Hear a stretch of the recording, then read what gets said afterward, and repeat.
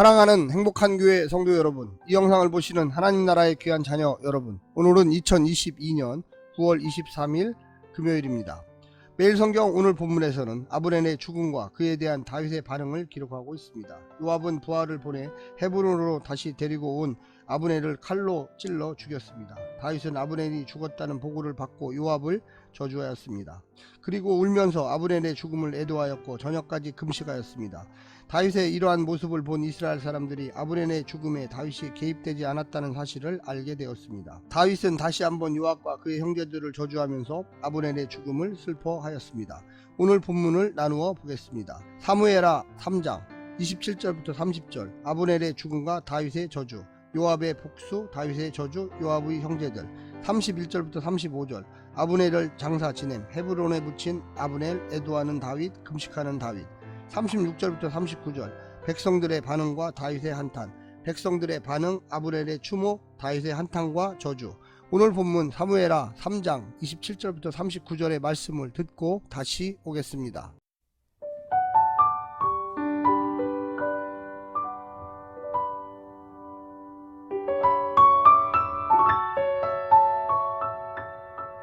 아브넬이 헤브론으로 돌아오매 요압이 더불어 조용히 말하려는 듯이 그를 데리고 성문 안으로 들어가 거기서 배를 찔러 죽이니 이는 자기의 동생 아사엘의 피로 말미암음이더라.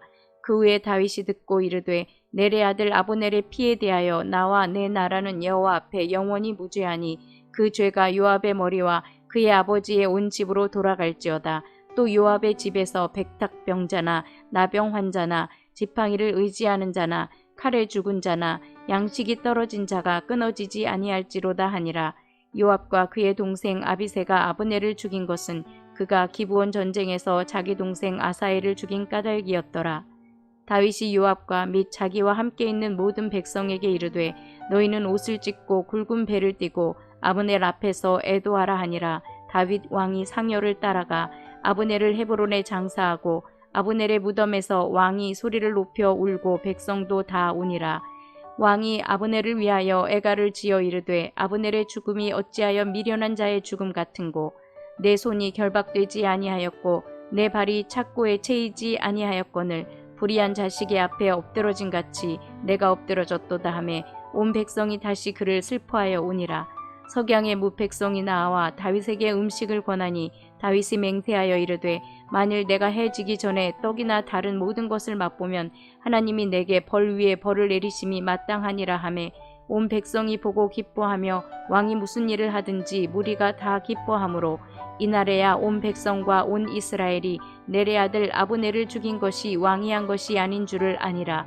왕이 그의 신복에게 이르되 오늘 이스라엘의 지도자여 큰 인물이 죽은 것을 알지 못하느냐. 내가 기름 부음을 받은 왕이 되었으나 오늘 약하여서 스루야의 아들인 이 사람들을 제어하기가 너무 어려우니 여호와는 악행한 자에게 그 악한 대로 갚으실지로다 하니라.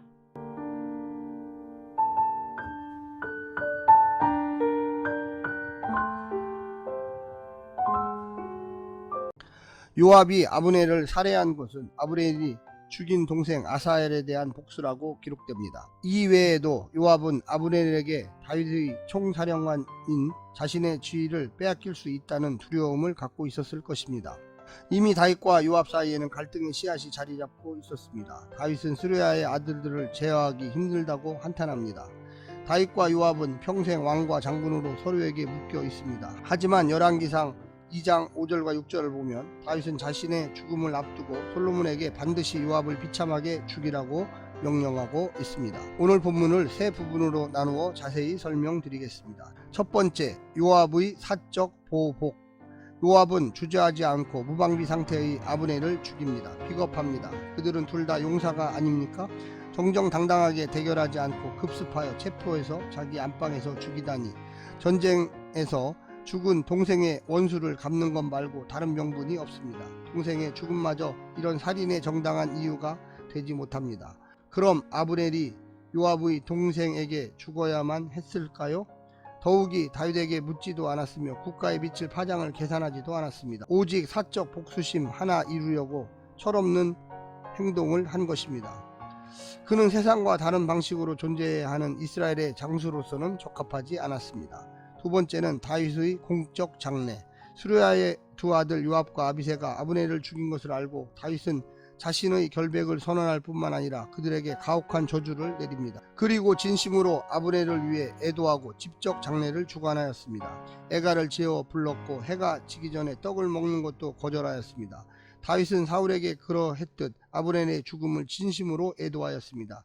자신의 충성스러운 신하가 아니라고 함부로 제거할 수 있는 것은 아닙니다.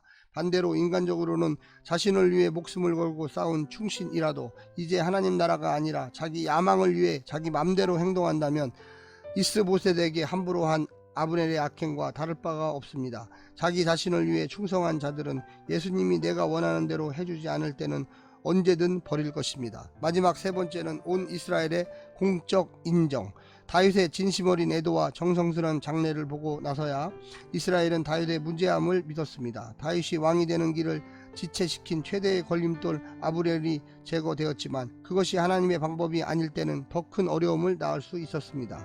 그래서 다윗은 또 있을지 모르는 수르야의 아들들의 월권 행위를 미연에 차단하고 동시에 자신의 진심을 전함으로써 북쪽 장로들을 안심시키려고 했던 것입니다.